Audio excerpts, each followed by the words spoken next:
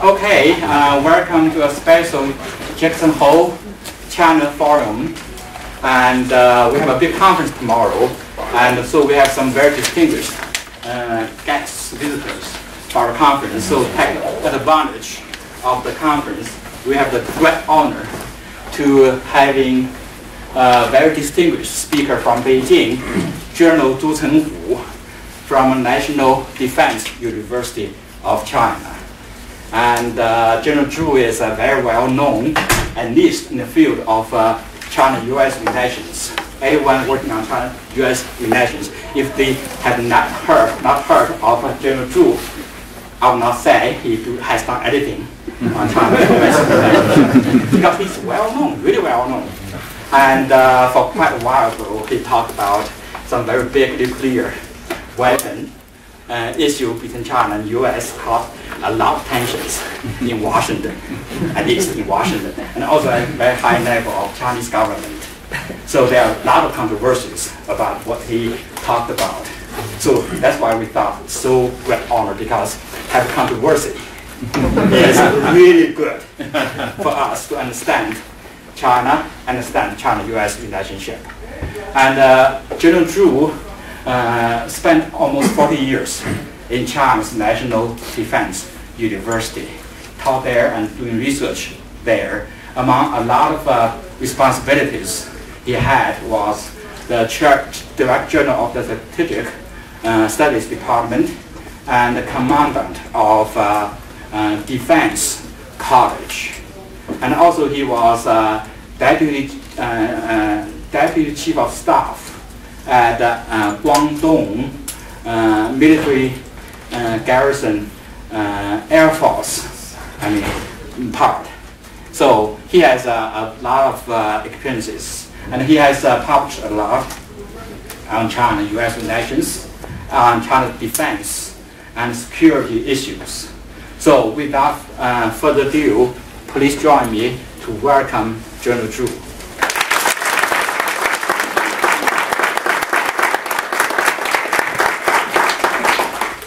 Good afternoon, ladies and gentlemen. Let me start with extending thanks to Sam for his kind invitation and providing me this excellent opportunity to exchange views with all those famous scholars in Denver. I've been tasked a very, very difficult mission to talk on China's grand strategy, because there is a very hot debate in China whether China has got a grand strategy or not. But I believe that we have it. Since we have a grand strategy, what is the title of the strategy? I would prefer to entitle the grand strategy of China as peaceful development. Peaceful development has been put forward for many years, and this has been consistently the overall strategy of China, the national strategy of China for many years. Since it is the grand strategy of China, what are the objectives of this strategy? I believe that the objective of this strategy is to rejuvenation of the Chinese nation. By saying that, I mean China has got a very, very clear objective for its peaceful development. That is, by the year 2050, China will be re-strengthened. That is to say, by that time, China will be built into a socialist, powerful country, which is characterized by strong, by civilized, by harmonious, as well as with widespread of influence in the world. Of course, it should be much bigger than today. This is the long-term strategy of this a long-term objective of the grand strategy of China, while the near-term objective of this strategy has been just laid out by Mr. Hu Jintao in his last political report at the 18th National Congress of the Communist Party of China. That is, by 2020, the GDP and the income per capita, both for the rural areas and the in the urban areas, will be doubled on the basis of 2010. So this is the near-term strategy of near-term objective of this strategy. To materialize the strategic objective, I think Chinese attach great importance to road. Road for Chinese is of a very distinctive nature. For people, for individual people, they have the road of life. For the kids, they have the road of growth. And for the country, they have the road. What kind of road will China take? China will take the socialist road with Chinese characteristics. What do we mean by that? By this, I mean China will never take the road of colonialism to establish colonies everywhere in the world. It's impossible. Now time is different. We are in a globalization era. We're in the information era. It's impossible for us to practice the colonial, take the colonialist road. It is impossible for China to take imperialist road, to carry out expansion and aggression against other countries. And it is impossible for China to take the fascist road, like Germany and Japan, to launch wars to materialize the leadership or dominance of the world. It is impossible for China to take the road of Cold War road, that is, two superpowers confronting against each other, like what we have witnessed 20 years ago in the whole Cold War period, the confrontation between the United States and the Soviets. And it is impossible for China to take the road of the United States, to seek unilateral leadership, or to seek unilateral hegemony. And therefore, we have studied, and according to the present international or world situation and China's conditions, we have advocated to take the socialist road with Chinese characteristics. What are the characteristics of China's road? One is that is to materialize the objective through cooperation. Cooperation, it sounds easy, but it's not very easy, especially between the major powers like China, between China and the United States. It needs joint efforts between the two countries. It needs the joint efforts of regional actors, and it needs the joint efforts of different major players in the world affairs today. However, Chinese advocate open development. By open development, we have got the experience since the introduction of the policy of reform and opening to the outside in the past 3 decades or so. Without opening to the outside, I don't think we could have been able to see the development of China to such an extent. And it's impossible for us for China to see the development in such high speed. So that's the benefits that the openness have brought to China. Second is mutual benefit. Development, if you seek zero-sum gain or outcome in the relationship between countries, I think it's impossible for you to realize your objective it's very difficult at least. Therefore, if you look at China, either its cooperation with the United States or with developing countries, Chinese are advocating mutual benefit. And lastly, we advocate common development. By common development, I mean China in cooperating with other countries, we are not only intending to develop the 2 cooperators or 3 cooperators or 5 cooperators. We hope that this sort of cooperation can bring benefits to people, to countries throughout in the region and even throughout the world. That's very, very important, we believe. This is something concerned with China's security concept.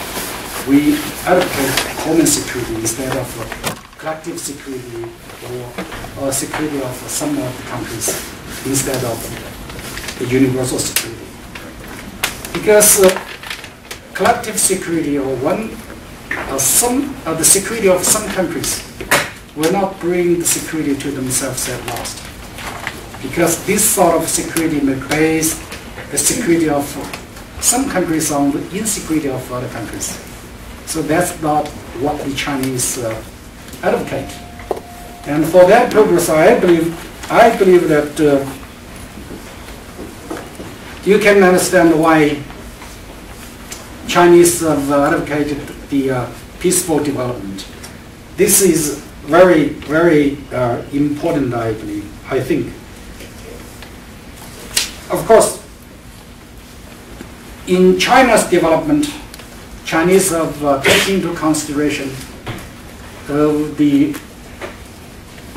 surrounding countries, as well as the countries are far from China, in cooperating with these countries. We have to take into consideration the culture, laws, and the traditions of different countries, of different regions.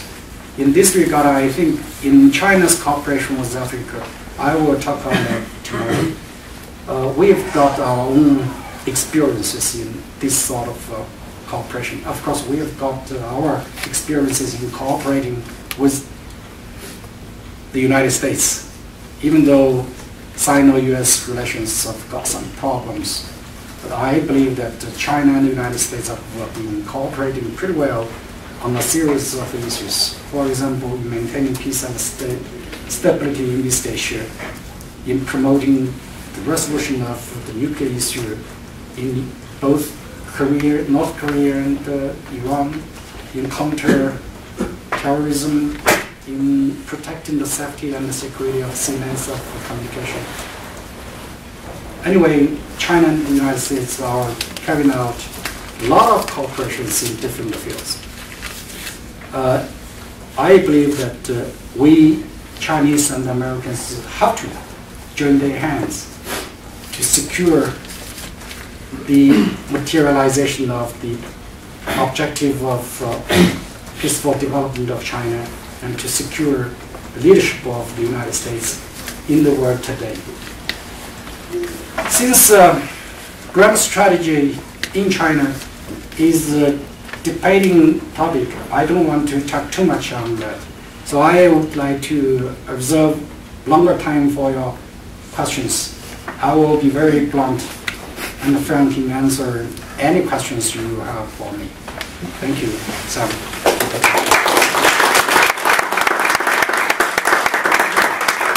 I think this is great.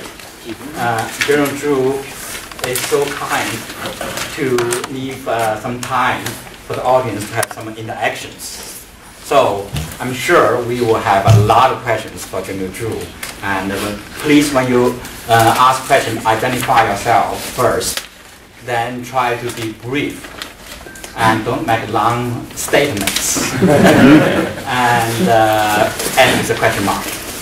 Okay, so questions. And we go here, then there. Okay, you go first. Hi, thank you. My name is Pallavi Benatti. and I'm a security student at the school. You talked about China's relationship with countries close to it, and India and China have had a somewhat difficult relation in the past. I was wondering whether you could expand on how China sees its relationship with India going forward. Actually, Sino-Indian relations have been pretty well in the past 2 years because China and India have got a lot of common grounds. They have a long history. Both of them are civilized countries in the history, and they made very outstanding contribution to the civilization of the world. Thirdly, today, both China and India are facing the mission of developing themselves. Fourthly, I think China and India share a common responsibility to maintain peace and stability in the region, not only in South Asia, but also in whole Asia. And fifthly, I think India and China are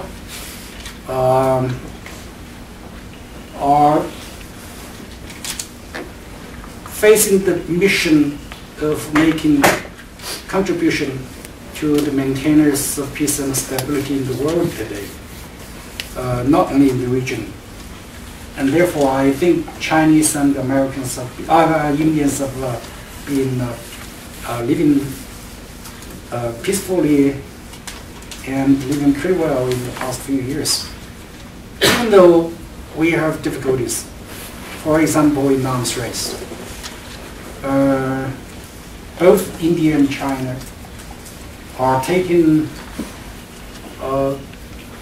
the other side as a potential adversary, not a realistic adversary. And even though we have difficulties in the border, I think we have dispute.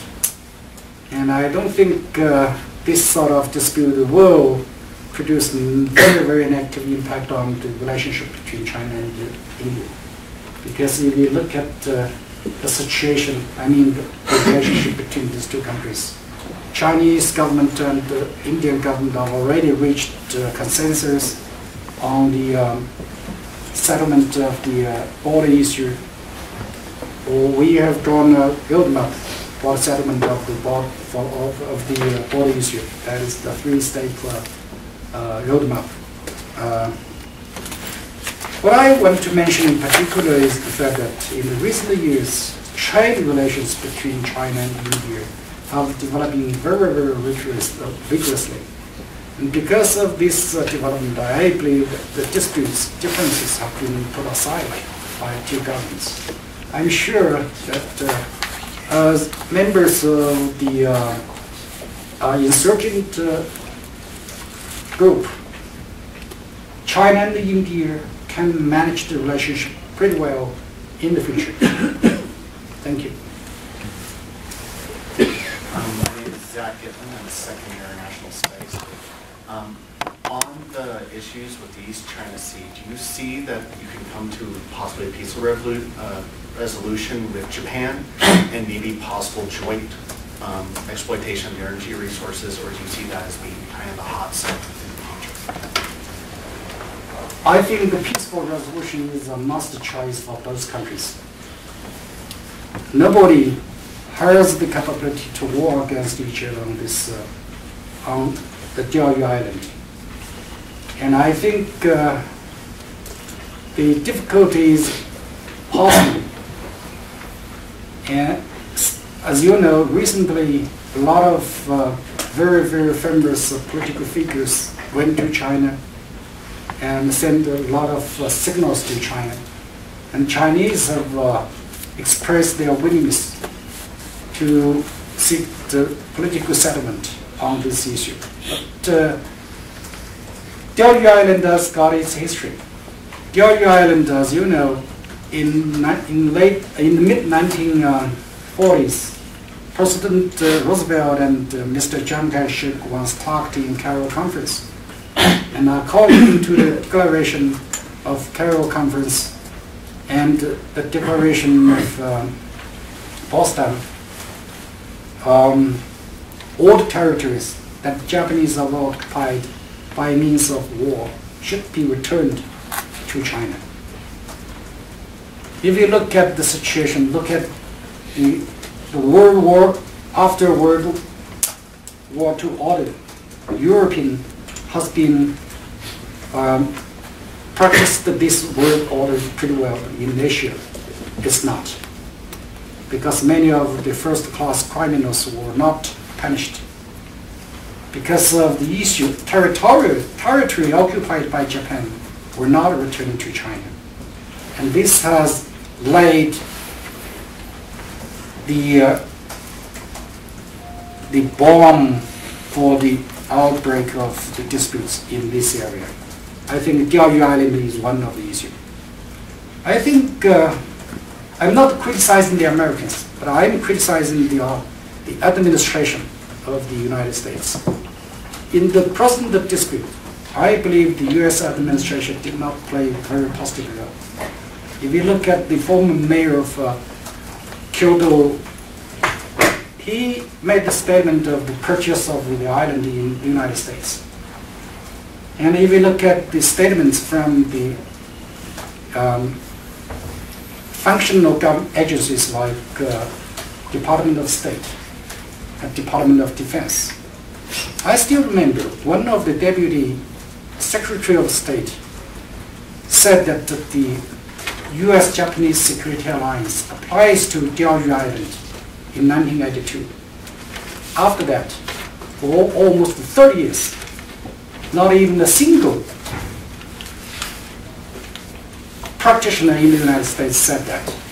In recent years, the Americans stated repeatedly, I don't know what is the real intention of the U.S. Government agencies.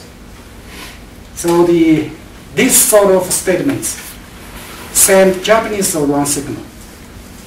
Of course, the Japanese have got some internal problems, especially internal domestic political problems. We saw this issue is not created by the Japanese, or by the Chinese, but by the Japanese. Therefore, we Chinese would prefer to let Japanese to. I believe the Japanese should take the first step to move out of this sort of crisis. Of course, we are ready to do that, to accept any sort of suggestions from the Japanese side. I still remember that Mr. Xi Jinping was very gladly received the special envoy from Japanese side, and he took over the letter written by Abe to him. I'm sure, I believe this is the beginning of the rapprochement between China and Japan on Diaoyu Island. To be very frank, not even a single Chinese soldier or Chinese leader went to war against Japanese on Diaoyu Island. But to be very frank, nationalism in both China and Japan has developed to the peak.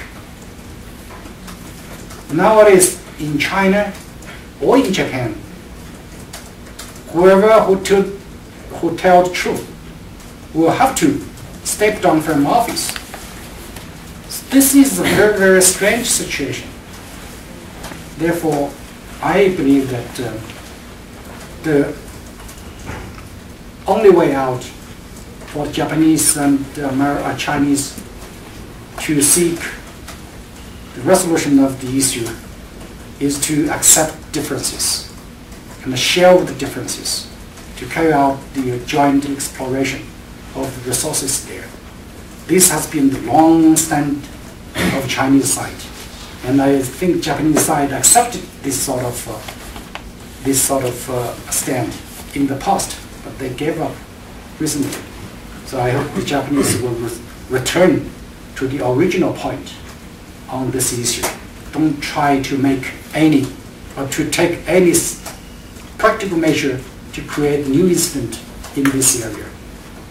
especially to not escalate the military reaction to the disputes in this area. This is very important. I hope that the Japanese side and the American side can play a positive and constructive role in persuading Japanese to go back to the original place. Thank you. Okay, you first, then go here, there. Hi, my name is Patrick James. I'm currently taking a course here on civil resistance movements, and I'm writing an essay on the student-led protests in 1989 that centered on Tiananmen Square. I'd like to hear, in your opinion, why did that movement fail in achieving its aims? I mean, in 1989. Yes. This is a difficult issue. I think even in China there is a hot debate. Actually, I think the intellectuals in China always did something which they wished, contrary to their wishes. For example, recently we saw the crisis at Nanfang weekend. This sort of incident actually exerted the pressure on the newly elected leaders. And this sort of incident actually pushed the newly elected leaders to the left side. Because as the newly elected leader, he is facing challenges from different schools of thought and from different factions of the strength, and from both at home and abroad. So I'm sure Mr. Xi is pledged to carry out political reform, but I think you should give him time. Like the incident in Tiananmen Square. Without the incident, I believe that the political reform would have been stepped onto the earth long ago, not up to now. So I believe that the Chinese intellectuals will have to rethink of their behaviors in that period of time. To be very frank, at that time, I don't think the top leader like Deng Xiaoping have any other choice if you want to keep stability and keep the development of China, and you want to continue the policy of reform and opening to the outside. Thank you. Okay, here, you can go. Hi, Daniel Lakin, first-year security student. I was wondering if you could tell us your views on China's relationship with North Korea, as well as your reaction to the latest posturing and threats of a nuclear test from the country, and if you see any path towards an ease of tension or anything that China could do to help the situation on the Korean Peninsula. Thank you. Thank you. China and North Korea have got a very, very special relationship. This relationship has been established on the basis of the common laws in the past. And I have to remind you, in the War of Korea, China had 560 people died or wounded in the war against North Korea. So this is a very, very debatable issue in China, but I believe it is worthy for Chinese side. And at present, people throughout the world are pretty much concerned about the third nuclear test in this country. I would suggest that we should stand on the others' boots to think about this issue. I disagree with many of my colleagues at home that the three of the nuclear crises have been all created by the Korean side, North Korean side. I disagree with that. Actually, the Americans have got very, very important responsibility on that. For example, the first crisis, without deployment of the tactical nuclear weapons on southern part of the Korean Peninsula, I don't think the North Koreans would have staked onto the road of nuclear program together with the Soviets. in 1990, in the mid-1990s, if the Cato members stick to what they promised to provide a light water reactor, to provide raw materials, raw oil, to provide food aid to North Korea in time, I'm really wondering if the North Koreans would have withdrawn from the nuclear framework in North Korea and withdraw from NPT to carry out the first nuclear testing. So we have to think about our own interest. But I hope that when we are thinking about the security interest of our own, we will have to stand on the point of the North Koreans. They are poor. They have no way to protect themselves. Because if they keep 1 million strong troops, they will have to spend much on it.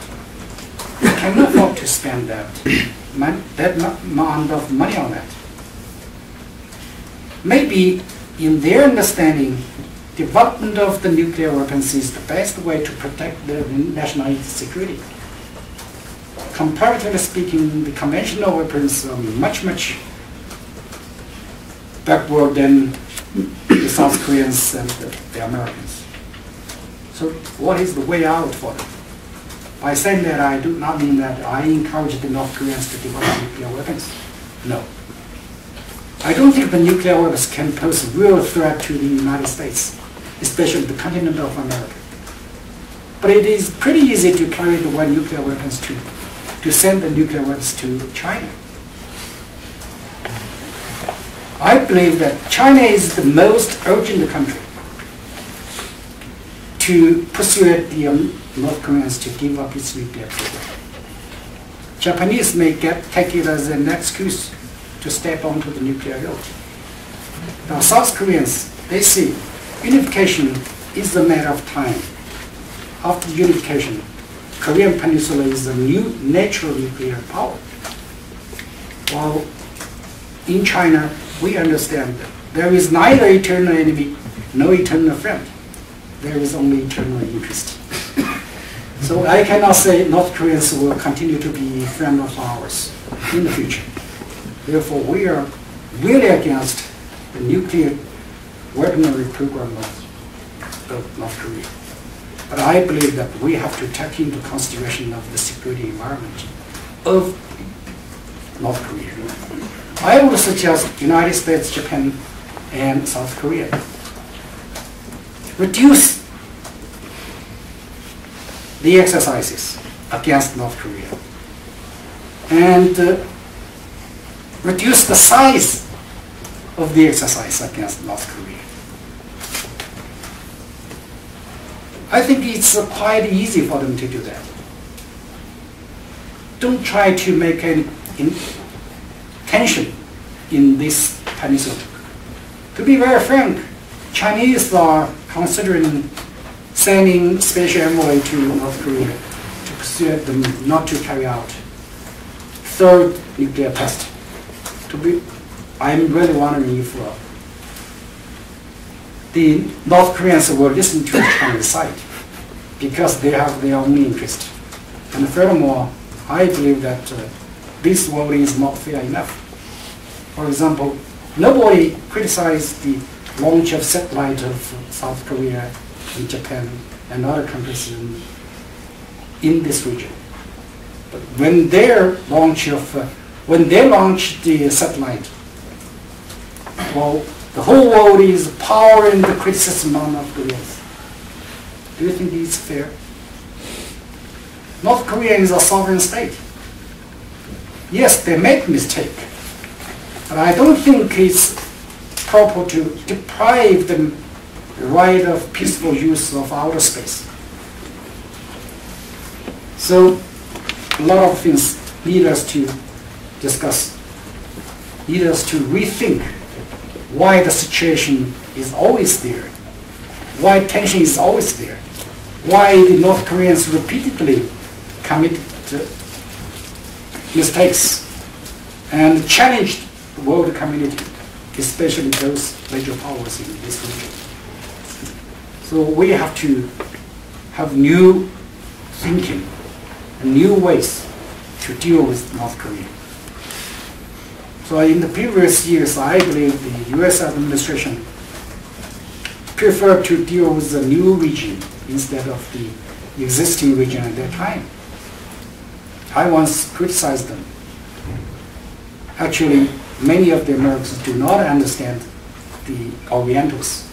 They do not understand North Koreans. Of course, I cannot say we Chinese completely understand the North Koreans. No. Maybe we understand them much better than you do. Thank you. Okay. Here. I'm Julia McNary, I'm an international studies student here. I was just wondering, following recent tensions this summer and at the ASEAN summit, tensions in the South China Sea, I'm just curious what China's strategy is going forward with the ASEAN nations, and do you see this affecting U.S.-China cooperation in the future? I think China and ASEAN nations have been pretty well in their relationship. Actually, if you look at the situation on South China Sea, China has done nothing. China's actions have always been reactive. If you look at the situation in the past, including the mischief action, a mischief reef action. Before that, Chinese warned the other side to stop their occupation of, extend their occupation of the reefs and the shores there. Nobody listened to that. Well, after China's occupation of mischief island, I think all other parties stopped their expansion. I mean, stopped their expansion of occupation. So this is the role that China played in this sort of action. Recent years, Chinese did not carry out any expansion. China didn't expand its installations on the occupied islands and reefs or shores. But if you look at the other countries, they're expanding the islands, reefs, and the shores on large scale. Some of the countries have established airports on the occupied islands. Some have established very large ports, naval ports on the islands and the reefs. The Chinese have done nothing there. And China advocated joint exploration of oil and other resources in South China Sea. Up to now, China did not drill a single well in the disputed areas of the South China Sea, especially Spratly area. So I don't know why China has been criticized by some of our neighboring countries or Western countries as becoming increasingly assertive, increasingly provocative, and increasingly aggressive. I don't know why this criticism, as the Chinese soldier, I really cannot understand. Of course, we have problems there. On some of the issues, I believe that we are pretty much concerned about the new actions taken by the Filipino side and the Vietnamese side. These actions have been very, very destructive to the stability and peace in this region. The China's position on South China Sea has been very, very clear. That is, accept the advocate that sovereignty belongs to China and shelve the disputes and carry out general exploration of the resources. So here there are some principles of international laws which should not be neglected. One is who first discovered, which country first discovered the islands? China, of course. Who first gave the names to the islands? China, of course. For example, on Huangyang Island, China named Huangyang Island in 1287, while the Philippines did not have a real the coherent name on it up to now. Who carried out the first exploration? Of course, Chinese. You know, the ancient ocean Silk Road you know, Chinese fishermen have lived on the area, on fishing in this region for hundreds of years. And which country first exercised the administration over the islands? Chinese side, of course. Chinese side took the islands back from the Japanese side. And the Kuomintang government sent the first group of troops to Taiping Island in 1958. Actually, before discovery of oil, there was no dispute. The dispute appeared, only the oil was discovered. So this is the true fact. Another one is that one of the principles of international law is not allowed to eat their words. I don't know how to express it. On international law, there is 禁止反言. 禁止反. The international law. 禁止反言. 禁止反言. That is to say, what you have promised, you should not change your ideas on that. You cannot eat your words. So we have a lot of. Who can help translate? Keep your promise. Okay. Keep your promise. Yes. Break your words. Yes. Vietnamese Prime Minister. You cannot reverse what you said. Yeah. Vietnamese Prime Minister and the Foreign Minister wrote Chinese leaders and admitted these islands and those reefs and the shores belong to China. So this is the written on the paper. It's still in the archive museum of China, and it's kept there. So I don't know why Chinese side has always been wrong on these disputes. This is one. But on the other hand, I believe that Chinese have advocated the resolution of the issue on the bilateral basis. Of course, some of the ASEAN members advocate joint resolution. That is to say, China as one side and the ASEAN as the other side. To be very frank, multilateral forum is not the right place to solve the territorial disputes. I once talked to your Singaporean friends. If you are capable, you can help Malaysians, Vietnamese, and the Philippines to address the disputes themselves first. And then, if their disputes are solved, then you can come together to negotiate with China. It's not the right forum platform for us to solve the territorial dispute. Of course, we encourage the collective dialogue. Why the ASEAN as one side and China as the other? As the overall relationship between China and the ASEAN members, I believe it has been very, very constructive in the recent years. We have addressed two fundamental issues. One is the Communist Party issue. The other is the overseas Chinese issue. Since the settlement of these two issues, China and the ASEAN members have been developing pretty well in their relationship, especially in the recent years. I think trade volume is becoming increasingly larger. China and the ASEAN members are becoming increasingly independent on each other. And I'm sure that in the future you will see a greater development in the bilateral relationship between China on one hand, ASEAN members on the other. Of course, we need to address a lot of issues. I admit there are problems in the relationship. Okay, let me go by my China Center assistant, give him the privilege. I am sitting on a desk after all. Anyways, my name is Daniel Rorty. I'm an assistant for Professor Zhao here at the China Center, also a second-year student. And I have a question about the difference between generations in China. Now, according to your biography, you grew up in, in a much more isolated China. The China that saw the Cultural Revolution, that saw the Great Leap Forward. And a China that wasn't really interacting as much with the world compared to now. As far as now, if you look right in front of you, there's loads of Chinese visiting scholars, students, and if you go over to the business school, it's half Chinese. Which is great. I love that. So my question is, what do you think about the difference in worldviews between the China that you grew up in and the China that these young people exactly? How do you think their internationalization could affect your grand strategy towards 2050? Do you think they would agree with it? Do you think they might have other ideas? What do you think? Yes, of course. I think there are always gaps between different generations.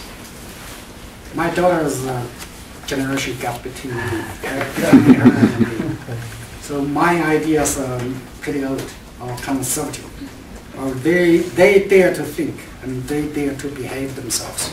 That is the difference. Of course, because of development of technologies like internet, like Twitter, like Facebook, like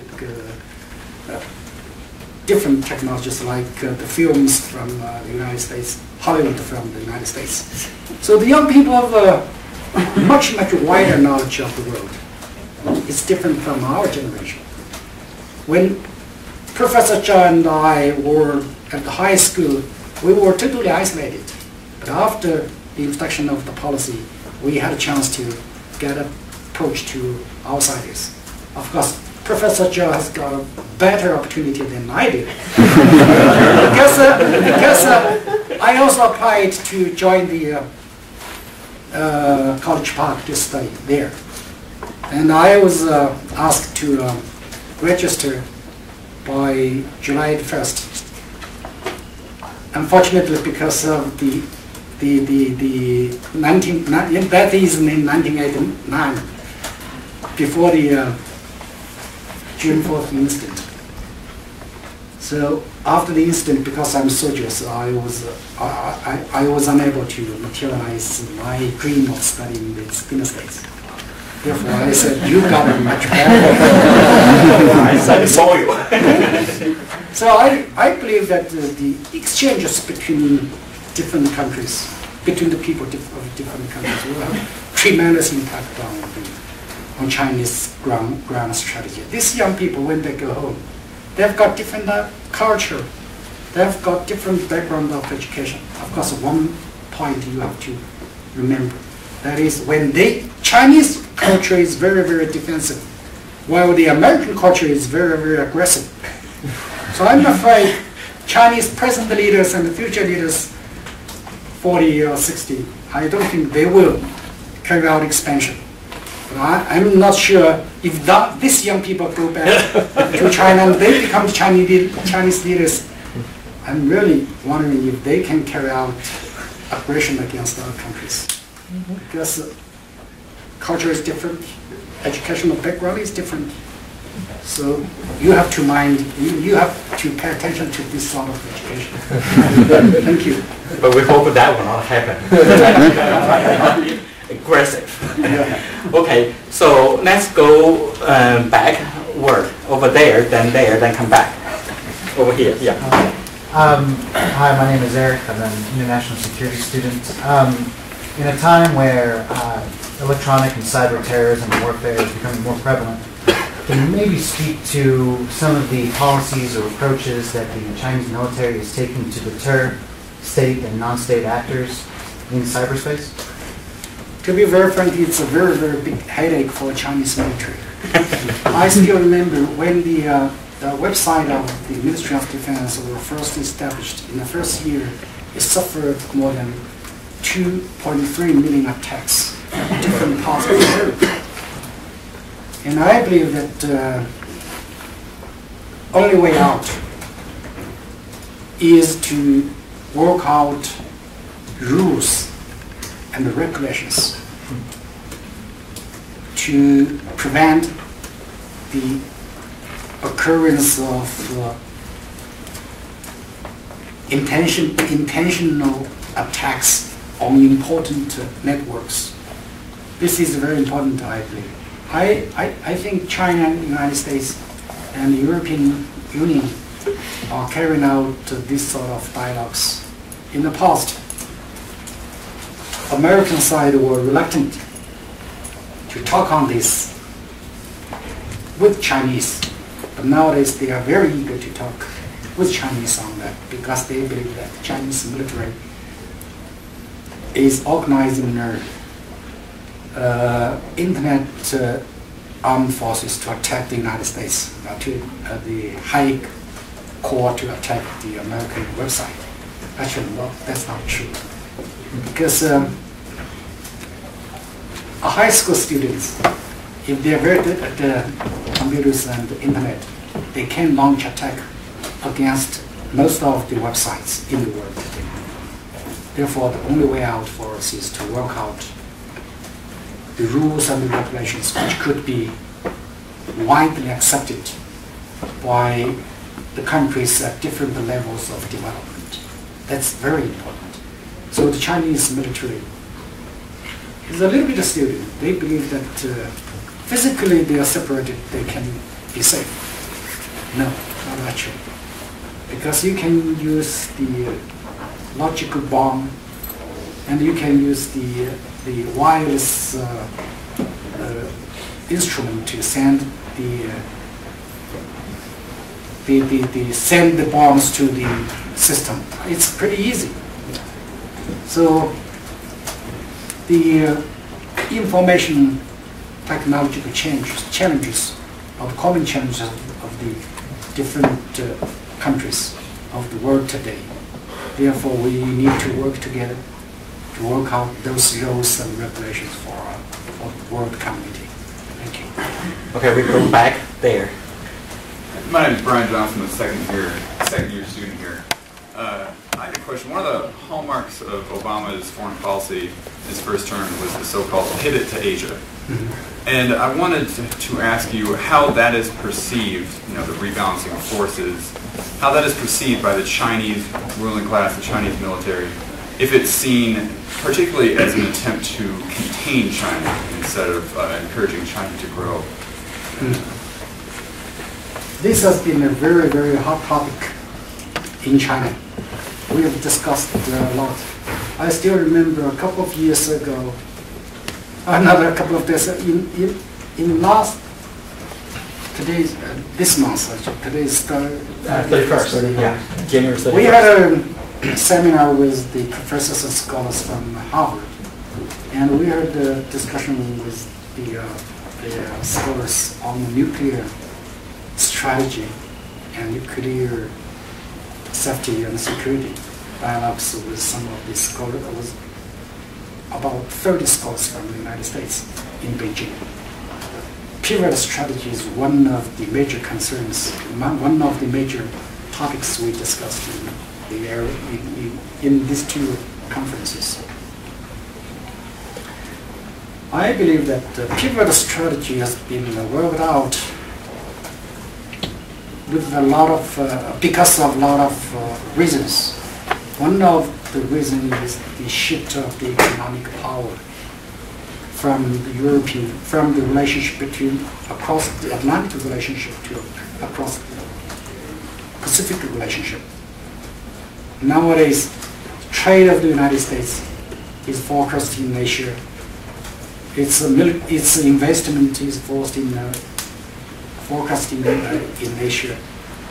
And furthermore, China is developing very fast. It is attracting the attention from the United States. To be very frank, Chinese scholars and Chinese practitioners have got different views on pivot strategy. Many of them believe that this strategy is mainly intended to reshape U.S. leadership. Or some of these Chinese believe that this sort of strategy is mainly intended to contain China. These are the major schools of thoughts on pivot strategy. I think each of the schools has got their justifications. For example, to reshape leadership school. This school believes that the United States is losing its control over its allies like Japan and South Korea in the past. Japanese have asked the Americans to withdraw from how to express it, the military base in Okinawa. The South Koreans hope the Americans withdraw their troops from the Korean Peninsula. And the security alliances were facing challenges at that time. Nowadays, the situation is changing. Therefore, these guys believe that the Americans want to reshape its leadership through a series of actions, diplomatic efforts, security efforts, military efforts, economic efforts, etc. But another school believes that this strategy is mainly intended to contain China's development. This school argues that the strategy has produced the three very important negative impacts. One is the fact that this strategy has aroused great concern from China. Because of the introduction of this strategy, this area has become increasingly unstable, like the emergence of Diaoyu Island crisis and the South China Sea crisis. Second is the fact that because of this strategy, we have saw or witnessed new flashpoints in East Asia. And because of this strategy, I believe that many of the countries might be forced to take side between China and the United States, especially those countries in East Asia. Of course, I summarize this strategy of the United States, a pivot strategy of the United States as four points. One is to strengthen the alliance. Second is to increase partners. Third is trying its efforts to find a new military foothold. Like Hillary mentioned that back to Asia. This is not justified because ever since 1893, when the Americans launched the war against the Spain and Philippines, the Americans have never withdrawn from Asia. So I understand that the United States is trying its efforts to back to the military bases they used in the Cold War years, like Kenlan Bay, like Subic, and Clark. And they will have to have new bases like the base in Darwin in Australia. And maybe they want to have more bases because China is developing very fast. So for the purpose of containing China. Of course, the purpose of this strategy is to reshape the U.S. leadership. Its leadership is facing some challenges, like challenges from the United States. Actually, many of the Chinese understand that, many of the Americans understand that China's development will pose serious challenge to the leadership of the United States. And they even believe that Chinese will drive the Americans out of East Asia. Actually, we Chinese have neither the intention nor capability to drive the Americans out of East Asia. I believe this is the understanding or different understandings of Chinese with the pivot strategy. Of course, this pivot strategy will produce some negative impact on Sino-US relations. I believe at present there are three major issues in the Sino-US relationship. One is distrust. Nobody trusts the other side. Chinese do not trust the Americans because they are carrying out so many military actions against China. So how can Chinese take the Americans as a very, very sincere friend? And the Americans will never trust Chinese, no matter what the Chinese explain their development to them.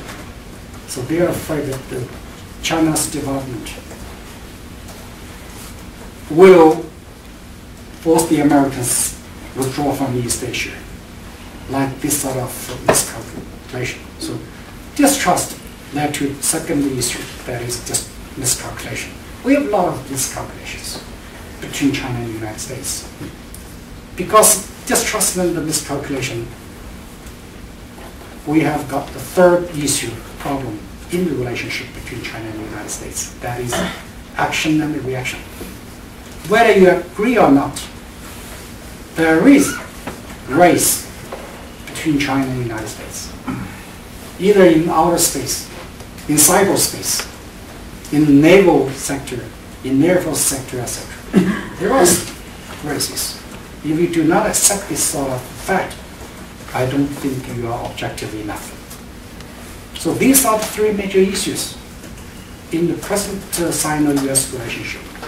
Therefore, I believe that the practitioners and those scholars on both sides will have to sit down and carry out sincere negotiations and exchanges of 5 years, and find ways to manage the relationship.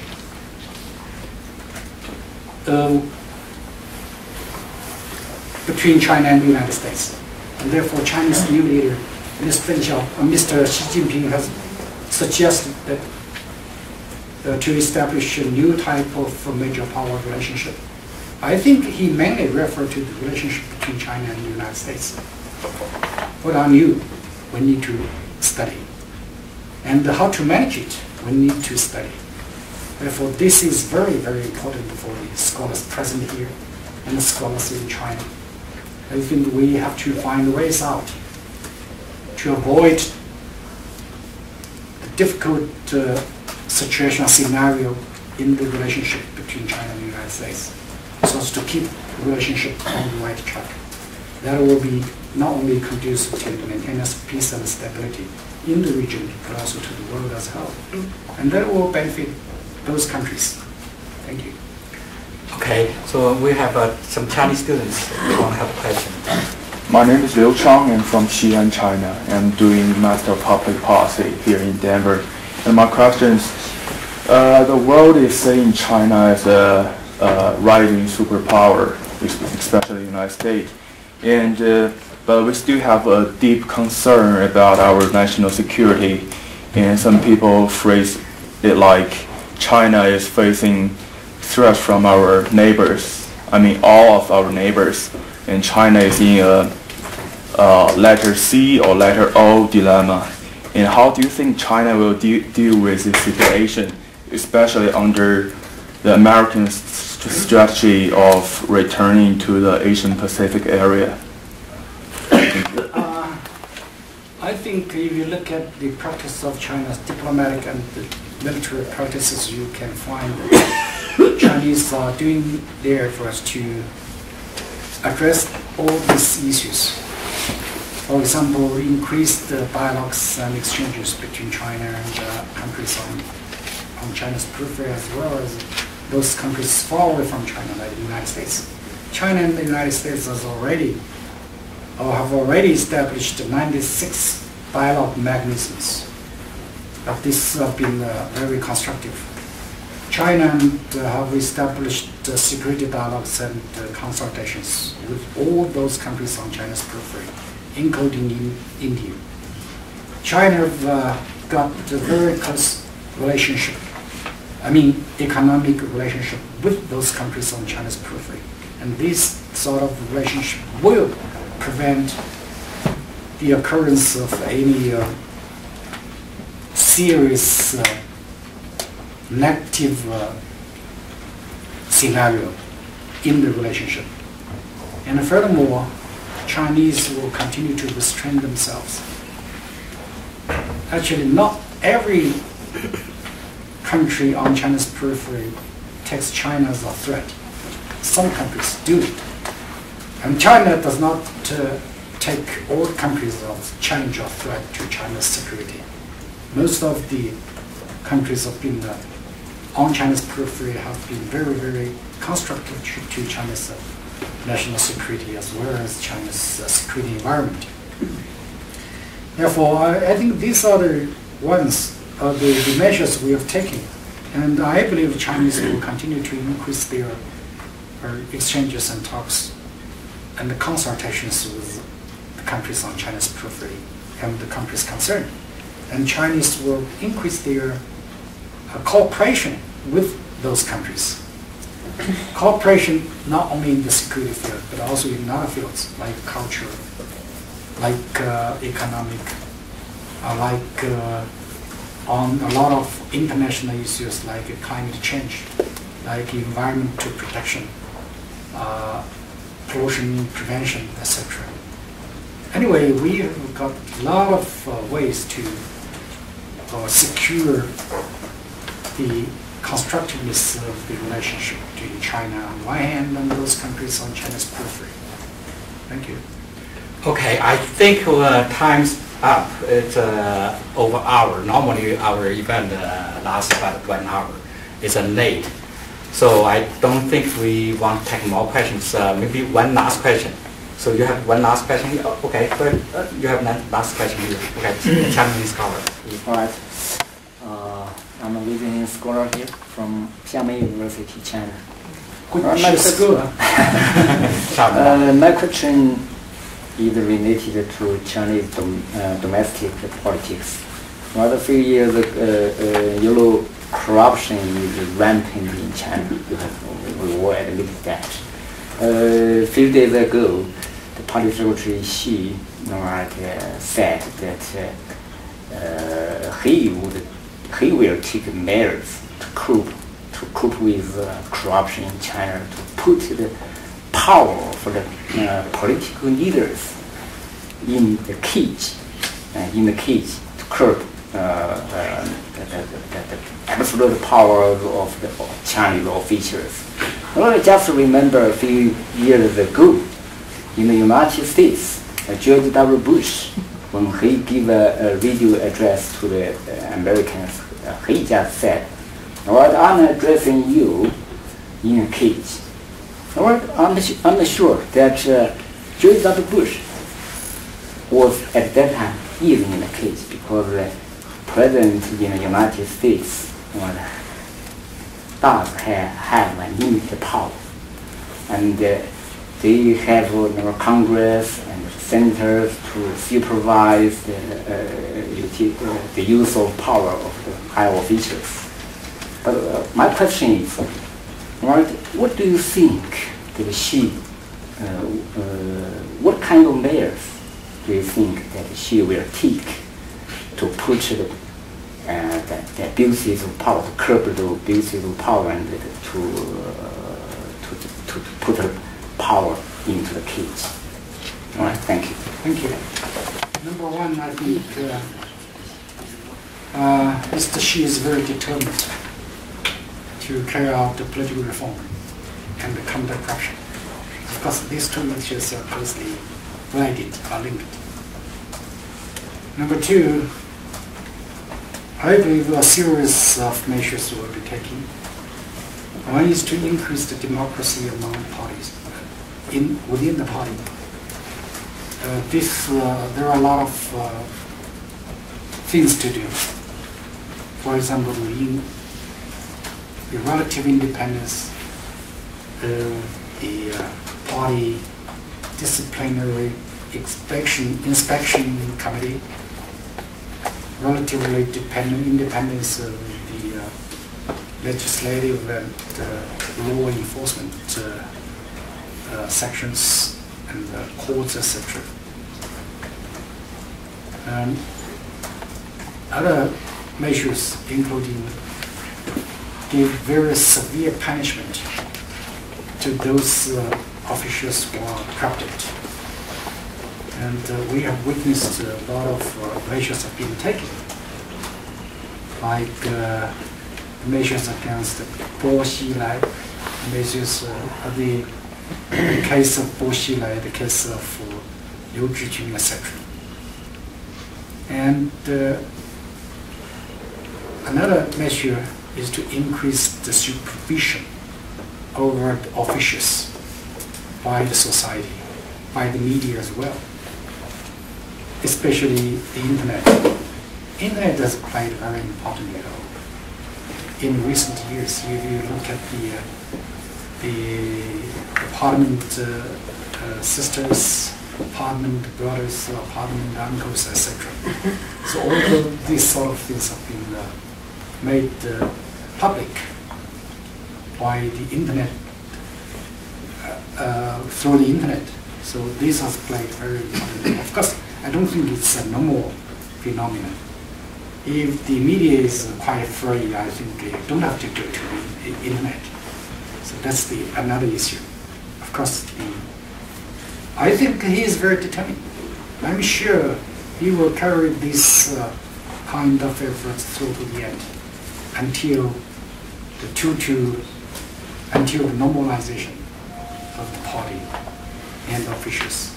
I'm really wondering if we should be putting into the kit or not, but I believe that there are two roads for the Communist Party to choose. One is to carry out reform, to gradually perfect itself, to re-establish its confidence among broad masses of the Chinese people. Second, if you don't carry out the reform, and you will have to wait for the revolution, and you will be overthrown by another faction of political force. So there are only two ways. Therefore, I believe that the leaders of the Communist Party understand that. Therefore, Mr. Xi is determined. Not himself. I think many of the officials are determined to carry out the reform. Thank you. I'm sure that's a foregone conclusion. Nobody can stop it or reverse it. With that note, you can see how a senior Chinese military officer is like. When he makes point, it's very clear. His point is very, very clear. Second, you can see he's very frank. Any of his points could offend some people and also make some other people happy. So very frank, you can tell. And also very knowledgeable. So knowledgeable on all the questions he asked. He asked them very systematically. Give you very historical, current, and whole picture of those issues. Every of those questions he answered could be a separate talk. So very, very impressive. And tomorrow we have a major conference. General Zhu will be our keynote speaker tomorrow, talking about his experiences with Africa. So if you are registered for tomorrow's conference, you will be very, very blessed. If you are not, you will miss a lot. So in any case, please join me with great honor to thank General Zhu.